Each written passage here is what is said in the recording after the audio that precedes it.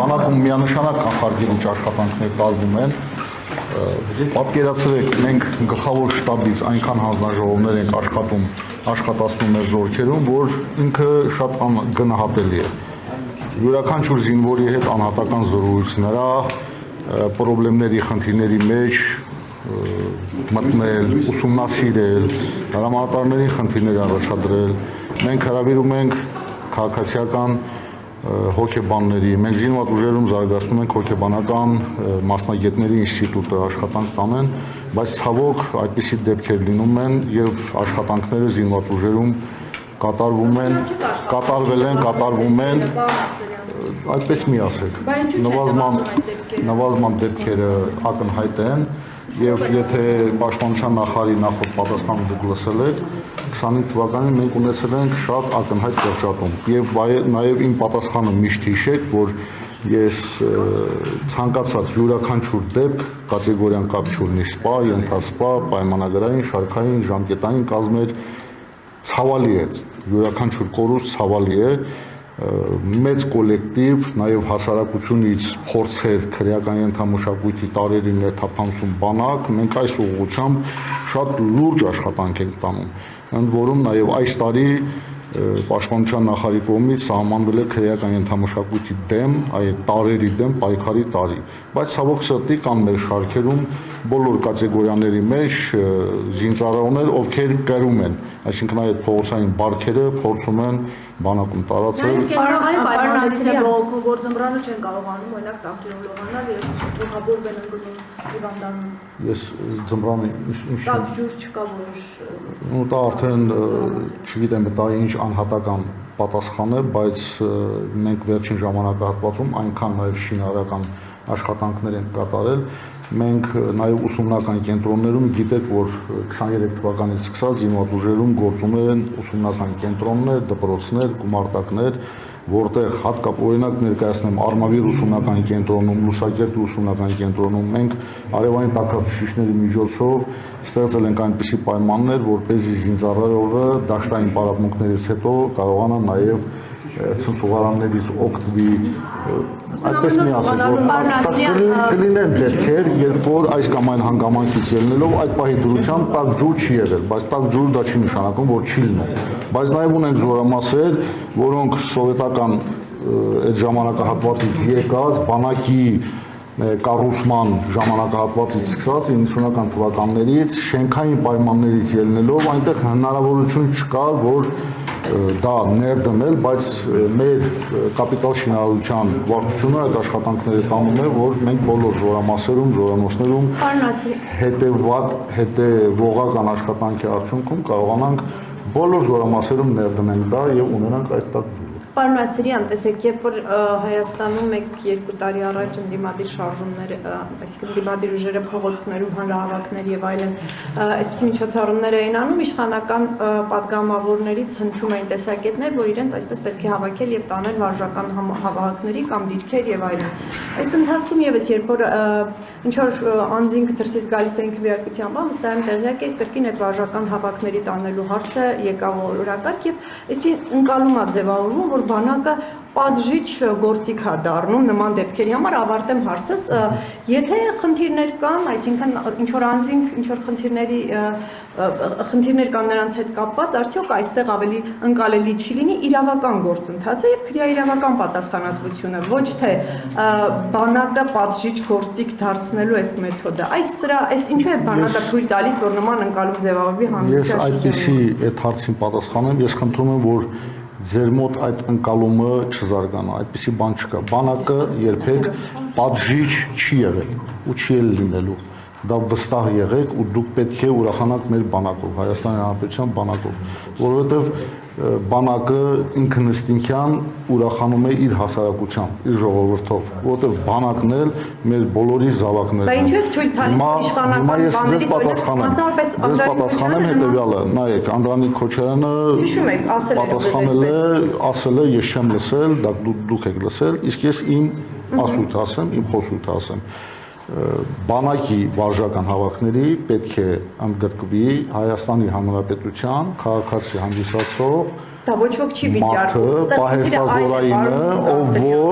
ով որ ունի Հայաստանի Հանրապետության քաղաքացիություն, համապատասխան նաև տարիքային շեմի մեջ է մտնում եւ իրենք հաշվառված են Հայաստանի Հանրապետության տարածքում, Երևան քաղաքում կամ մարզերում, այս կամ այն զինկոմիսարիատներում եւ նրանք պետք է հերթականությամբ կանչվեն վարժական հավաքների։ Մենք արդեն 23 թվականից սկսած անց ենք կացնում այդ 25-օրյա վարժական հավաքները, որը շատ լավ օգուտ է տալիս եւ ես թվեր չբարձրաձայնեմ չասեմ, բայց արդեն մեծ քանակությամբ տասնյակ, մի քանի եւ ավելի տասնյակ հազարավոր Հայաստանի Հանրապետության քաղաքացիներ ընդգրկվել են վարժական հավաքների, կատարել են իրենց պարտքը Հայաստանի Հանրապետության նկատմամբ։ Մի րոպե, Ռուսաստանի Դաշնությունից կամ մյուս պետություններից կապ չունի եկած քաղաքացին, ով որ ինքը Հայաստանի Հանրապետության քաղաքացի է եւ ինքը գտնում է, որ ինքը միայն Հայաստանի Հանրապետություն պետք է գա մեկ միջոցառման մասնակցելու համար, մեկ օրվա ընթացքում եւ թողնել գնալ, ես գտնում եմ, որ ինքը Հայաստանի Հանրապետության քաղաքացի չէ։ Ինքը ճիշտ չի անում, այդ անձը ճիշտ չի անում։ Իսկ եթե ինքը ներկայանում է Հայաստանի Հանրապետություն, մենք ունենք համապատասխան համակարգ, չէ հանրապետությունում, որ հաշվառվում է այս կամ այդ անձը մտավ Հայաստանի Հանրապետության տարածք։ Եվ զինկոմիսարիատը իրավունք ունի, հաշվի առնելով, որ նրանք հաշվառված են, եւ իրավունք ունի նաեւ նրանց ուղարկի համապատասխան թուղթ, որ իրենք էլեկտրոնային տարբերակով, որ իրենք զորակոչվում են բանակ վարժական հավաքին մասնակցելու, ես դա սխալ բայց նաև Հայաստանում ապրող, Հայաստանում բնակվող անձանց հետ կապված եղել են բազմաթիվ ահազանգեր, օրինակ ակտիվիստ Արտուր Չախոյանը, որը եւս միտում էր տեսնում, որ ընտրական process-ում իրենց անունց նկվեցին, եւ այդպիսի բազմաթիվ օրինակներ, բայց այս ամեն ինչը գալիս է նրանից, այսինքն այս մարդիկ պնդում են, որ դա արվում է որպես բաժիշկ գործիք, որովհետեւ պարոն Քոչարյան ուղիղ ասում էր, որ այս մարդկանց տանենք հավաքներին, եթե այսպիսի ուժեղ են գնան, այսինքն այդ ընկալումը գալիս է իշխանությունների, ինչ է անում, որ այսպես չլինի։ Ձեր ասած անձը ինչու ինքը չի ասում, որ ինքն էլ պարտականություն ունի Հայաստանի Հանրապետության հանդեպ, որ ինքն էլ պիտի ընդգրկվի վարժական հավաքների եւ ինքը գա ներկայանա զինկոմիսարիատ, ասի ինձ տարեք վարժական հավաքների։ Ինչու են այդ պահին քնից արթնանում, երբ որ ինքը իրեն ասում են, որ դու պիտի մնաս վարժ։ Պարոն խնդիրը այստեղ ընդդիմախոսների հանդեպ է դա կիրառում, որովհետև մենք չենք տեսնում այլ քաղաքացիների։ Ասեմ ձեզ, որ դա ճիշտ չեք ասում։ Բոլորի հանդեպ է կատարվում, բոլորի։ Նայեք, ես ապրում եմ Նոր-Նորքի Զանգվածի 6-րդ մասիվի 4-րդ շենք 31 բնակարանում։ Այդ մեր շենքում էլ կան պահեստազորայիններ, ովքեր պետքա ընդգրկվեն վարժական հավաքների։ Եվ նրանք ստանալով համապատասխան այդ պավեստկան, մեկ-մեկ փորձում են մոտեցում իրականացնել գլխավոր շտաբետին, ասել, բա մենք չգնանք վարժական հավաքի, մենք չկատարենք։ Ես էլ պատասխանում եմ այն, ինչ որ ճիշտ է, որ ժողովուրդ բոլորն էլ հերթականությամբ պահեստազորում հաշվառված պետք է գնան վարժական հավաքների։ Որ դիմադիրների նկատմամբ ընտրողական մոտեցում չկա, պարոն Ասրյան։ Ոչ, Հայաստանի Հանրապետությունում վարժական հավաքները պարտադիր է այն բոլոր քաղաքացիների համար, ովքեր ընտրությունների նախօրյակի մի ինձ մի հիշեցրեք, որ ես կարող եմ ես պատասխանեցի այն։ Պարոն Ասրյան, ինչու ընտրության նախօրյակի մտածում եք կթիրախավորվեք։ Որը որ ձեր տան հասցեն ուղղակի ասում եք, չեք մտածում որ կթիրախավորվեք։ Ես հասարակության անդամ եմ։ Տեսնում ենք ինչպես ես դժվար չի իմ հասցեն իմանալ, եթե ես նույնիսկ չասեմ, դուք եք կարող եք իմ հասցեն։ Պարոն Ասրյան, ուղիղ եմ Ես ինչու եմ ինձ ասում, ես ասում եմ, որ ցանկացած մարդ էլ 21-րդ դարում ժամանակակից պատերազմներում խոցելի է։ Եվ ես, եւ դուք, եւ մյուսները, սակայն մենք հանդիսանում ենք հասարակության մի անձը, անհատը, ով ի պաշտպան է կատարում է իր պարտականությունը։ Եվ ես չեմ վախենում այդ ձեր ասածից, որ ես կարող եմ խոցելի դառնալ։ Ինչ վերաբերում է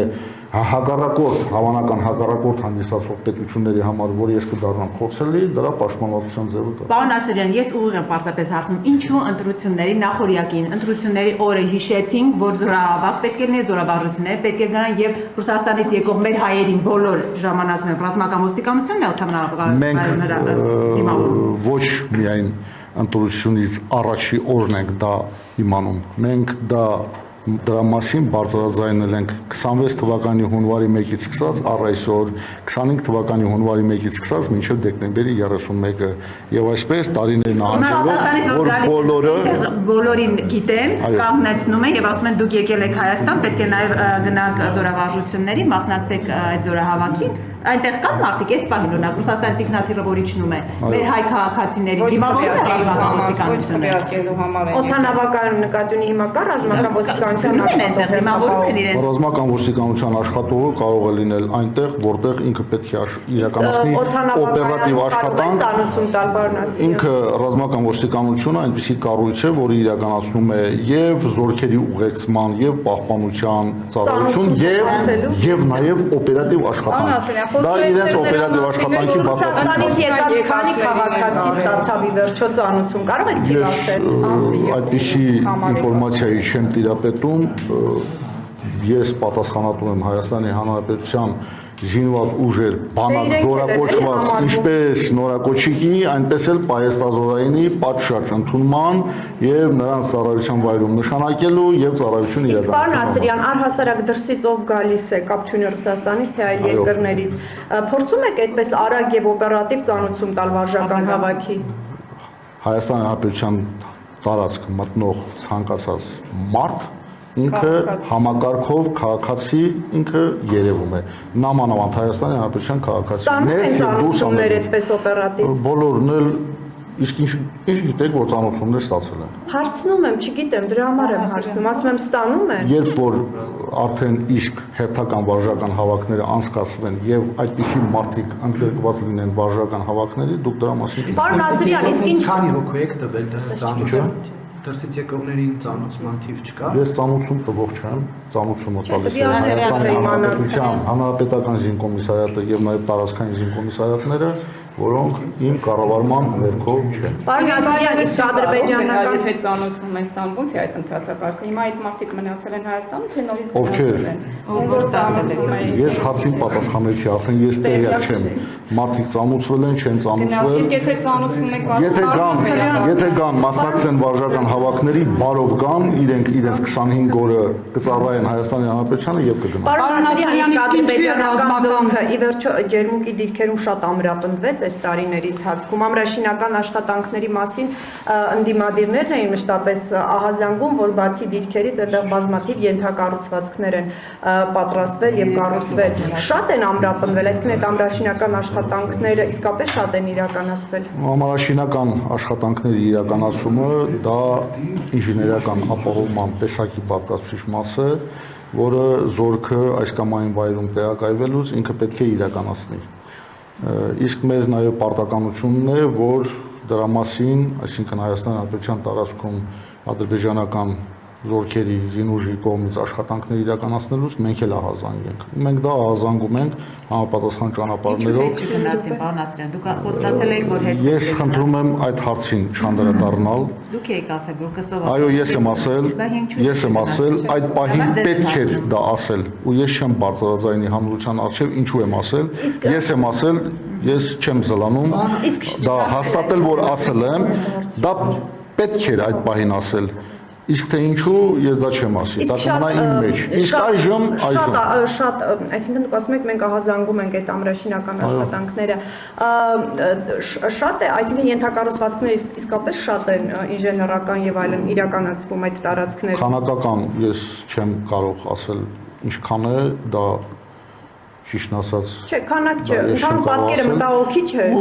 Պատկերը այն է, որ իրենք գտնվում են, մտահոգիչ այն է, որ գտնվում են Հայաստանի Հանրապետության տարածքում եւ բազմից անգամ լսել եք, ասել ենք, ես էլ եմ ասել, գերատեսչության ղեկավարն էլ, Հայաստանի Հանրապետության վարչապետն էլ, որ մենք աշխատելու ենք, որ սահմանազատ սահմանագծման արդյունքում Հայաստանի Հանրապետության ինքնիշխան տարածքը ամբողջականությունը վերականգնվի։ Բայց ամրաշինական այն աշխատանքները, որ իրականացնում են, պարոն Ասրյան, արդյոք չի խոսում այն մասին, որ դա հետ գնալու անգամ սահմանազատության process-ով հետ գնալու ահազանգ։ Դա ոչ, ճիշտ գնահատական չէ, որովհետեւ եթե նաև անցած ոչ միայն մեր փորձը, այլ համաշխարհային փորձը ուսումնասիրում ենք, այդպիսի շատ դրվագներ կան, որ այո, տարածքից դուրս են գալիս եւ առաջ են Քննարկվել կա նման բան։ Որտեղ ներքին հանդիպությամբ, ջերմուկի ուղղությամբ այնտեղ ծառային հատվածները մեր հսկողությամբ տակեցորը։ Նույն երևի ներքին հանդի արգելոցի, այսինքն Զանգելյանի արգելոցի մասով է։ Նայեք, երբ որ ինժեներական համաշինական կառույց է սարքվում, այնտեղ որտեղ ծառը պետք է հատել, հատվում է։ Այնտեղ որտեղ պետք է արհեստական ոչ պայթունային արգելափակոց ստեղծել ծառերի հատումներով իրականացնել։ Իսկ ինչու չի դատապարտվում։ Հրապարակային հայտարարություններ չի լինում, ոչ հրապարակային խոսում եք ադրբեջանցիների հետ այդ մասին, օրինակ ասում եք իրենց, որ անթույլատրելի է այնինչ արվում է եւ այլն, թե լռությամբ հետևում եք սահմանազատման process-ը մոտենալ։ Զինված ուժերը, գլխավոր շտաբը եւ գլխավոր շտաբի ենթակա ոչ մի զինվորական ադրբեջանական զինուժի զինծառայողների հետ կապ չի պահպանում։ Իսկ քաղաքական խողովակներով ասում եք, որ քաղաքական պաշտոնյաները դա անեն։ Այդ հարցը ուղղեք համապատասխան։ Մի րոպե, սահմանազատման շատերը այդ մասին խոսում եւ քարոզարշավը կառուցվում է նաեւ դրա հիմքով իշխանությունը արցախցիների վերաբերյալ ասում է օրինակ դուք ինչու չեք զոհվել պարոն Ասյան դուք արցախցի եք դուք պաշտոնյան պաշտոնյա եք զինվորական ես ուզում եմ հարցնել ինչպես ստացվեց որ դուք չզոհվեցիք եկաք Հայաստան եւ Բարձրաստիճան պաշտոնեць զբաղեցիք Ես առաջարկում եմ որպեսզի այսուհետև ոչ ինձ ոչ մյուսներին ոչ Գյումրեցուն, ոչ լոռեցուն եւ ոչ էլ Արցախցուն, Ղարաբաղցուն, չասեք դու Ղարաբաղցի ես, դու Գյումրեցի ես, ասես դու հայ ես։ Ես հայ եմ։ Ես լսեք, Հայաստանի Հանրապետության վարչապետը այդպիսի բան չի ասել, որ դու Արցախցի ես։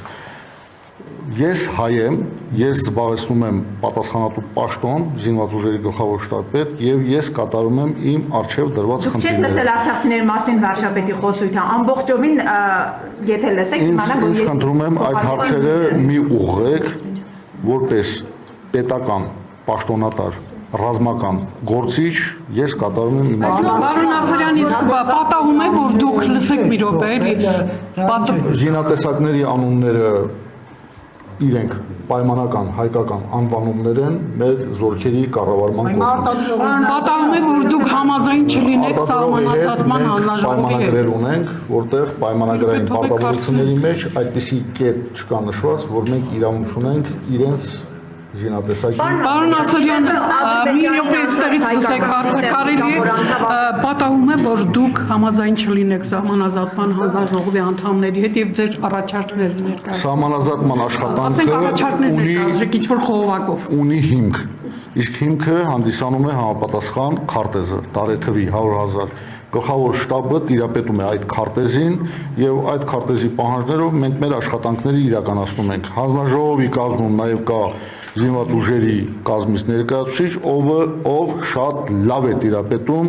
ռազմական քարտեզագրությանը եւ լավ գիտի այդ քարտեզի բոլոր պահանջները։ Պարոն Ասարյան, իսկ Ինչի համաձայն չլինեմ, եթե ինքը կատարում է ճիշտ Հայաստանի Հանրապետության ինքնիշխան տարածքի պետական սահմանով։ Դուք իրանցում եղել եք վատ է, երբ որ ինքը սահմանազատված է եւ այնտեղ ծառայությունը իրականացվում է նույնիսկ առանց պահունակը զենքի միացնելու հակառակ կողմում եւ մեր կողմում եւ այնտեղ ոչ մի կարակոս չկա եւ բնակչությունը իր բնականոն աշխատանքը։ Իսկ ինչի ռազմական ոստիկանությունը մասնակցում վարժանքների հավաքման, այլ ոչ թե զինկոմիսարիատները, այլ կառույցներ։ Չկա այդպիսի բան, ցանկացած մարդու վարժական հավաքի կանչում են զինկոմիսարիատ։ Պարոն Ասարյան, իսկ 44 օրյայի այն զինտեխնիկան 23 թվականի ավելի սեպտեմբերին որ անցավ Ադրբեջանին, ինչ որակի զինտեխնիկա էր։ Ցանկացած ժամանակահատվածի տեխնիկա գնահատվում է տվյալ ժամանակահատվածի իր որակներով։ Դա ինչպիսին էր այդ մասը։ Հին արտադրանքի ոչ մի տեխնիկա իր նշանակությունը չի կորցնում։ Ռուս-ուկրաինական պատերազմում դուք ականատես եք դնում տեխնիկաներ, որոնք հին են, սակայն խնդիր են կատարում։ Եվ մենք էլ չենք ասում, մենք հրաժարվել ենք հին տեխնիկաներից, ցանկացած տեխնիկա իր տեղն ունի զինված ուժերի սպառազինությամբ եւ ռազմական տեխնիկայից 60-70 պատասխանը հարցին, այսինքն ցանկացած տեխնիկա իր տեղն ու նշանակությունը, դերը նշանակությունը սպառազինության եւ ռազմական տեխնիկայի շարքում։ Պարոն Ասարյան, Գալիս է։ Մի շեղեք ինձ հարցից մի բերեք զինված ուժերի գլխավոր շտաբի Իսկ նոր զենքերներ դաշնակեցված են մեր բանակին, որովհետև այդ խնդիրը փորձագետներն ասում են, որ այս նոր զենքերը խնդիր ունեն ընդհանուր բանակի զինտեխնիկայի համադրության հետ կապված։ Որ փորձագետն է դա ասել։ Ռազմական Ով։ դե անուններ ես հիմա Անունով ինձ ասեք, որպեսզի ես համոզվեմ իրականում։ Ես կհանդիպեմ այդ ռազմական փորձագետների հետ եւ ես կբացատրեմ, որ ընդհակառակը կբացատրեմ։ Ցանկացած ժամանակ մենք հենց այնպես զենք չենք գնում։ Մենք գնահատում ենք բոլոր պարամետրերը, չափորոշիչները։ Այդ զենքը մենք կարող ենք ինտեգրել մեր սպառազինությանը տեխնիկային։ Մենք ունակ ենք դա սովորելու, մեր զորքը ունակ կլինի դա կիրառելու։ Ինչպես ենք դա ինտեգրելու ընդհանուր համակարգում։ Մենք ինչպես ենք դա կառավարելու ընդհանուր ավտոմատացված համակարգում։ Այո։ Պարոն Ասարյան, տպավորիչ զորահանդես էր, որը կարծեք թե դուր չեկավ մեր ընդդիմությանը, ինչ որ բաներ գտան, որ տեխնիկան կա, բոմբերը չկան եւ այլն։ Ես ուզում եմ հասկանալ Աստված մի արածը, որ պատերազմ լինի, չէ՞ որ դա պաշտպանելու է բոլորին։ Ձեր կոչը ո՞րն է։ Իսկ դուք տեսել եք, որ զինտեխնիկա անցներ, օրինակ ավիացիան առանց հրթիռների լիներ կամ զինատեսակ անցներ, հրթիռները չլինեին։ Նույնիսկ պատկերացրեք ռազմական բնակավարում անվտանգության ապահովման համար եթե հետևեք մի շարք զորահանդեսների լինում են, որ շատ վտանգավոր միջոցները այնպես են անում, որպեսզի անվտանգ լինի, բայց մենք զորահանդեսի ընթացքում ցույց ենք տվել բոլորը իր մարտական վիճակում եւ ես տպավորված եմ այդ զորահանդեսով, որովհետեւ ես եմ անձամբ նաեւ կառավարել այդ զորահանդեսը, տեսել եք զորահանդեսի հրամանատարը եղել եմ ես նույնիսկ պատկերացրեք այնքան էր իմ համար տպավորիչ, որ իմ աչքերը նույնիսկ արցունքոտվում էին, որ ես տեսնում էի իմ քայլող, իմ դիմաց քայլող զորահանդեսի հրամանատարի գլխավոր շտաբի դիմաց քայլող զորքը, տղամարդիկ եւ կանայք, ինչպես նաեւ այն սպառազինությունը եւ տեխնիկան, որ մենք գիշեր-ցերեկ աշխատանքի արդյունքում բերել ենք։ Նայեք, զորահանդեսը ինքը ամեն տարի տարվա մեջ մի քանի անգամ անցկացնելու միջոցառում չէ։ Առաջին 16 թվականից հետո 26 թվականին 10 տարվա ժամանակահատվածում անցկացվող զորահանդեսը։ Դա մի բերեք, կապեք։ Պարոն Ասարյան, որպես զինվորական դուք Ես գտնում եմ, որ դա ամեն դեպքում պատերազմից չի արվել Ասարյան եւ վերվեց արվեց այն ժամանակ, երբ որ ընտրություններ պատերազմից հետո բանակը գտնվում էր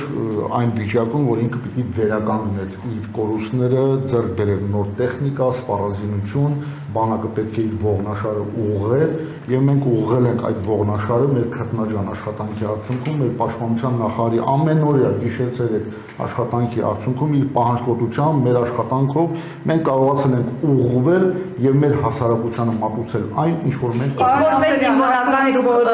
քարտեզներին լավ տիրապետում եք սահմանազատման, Նիկոլ Փաշինյանը խոսում է անկլավներ, ինչ որ բնակավայրեր, որոնք ադրբեջանցիներ են ապրել, որոնցում սովետի ժամանակ հանձնելու մասին կարող եք ասել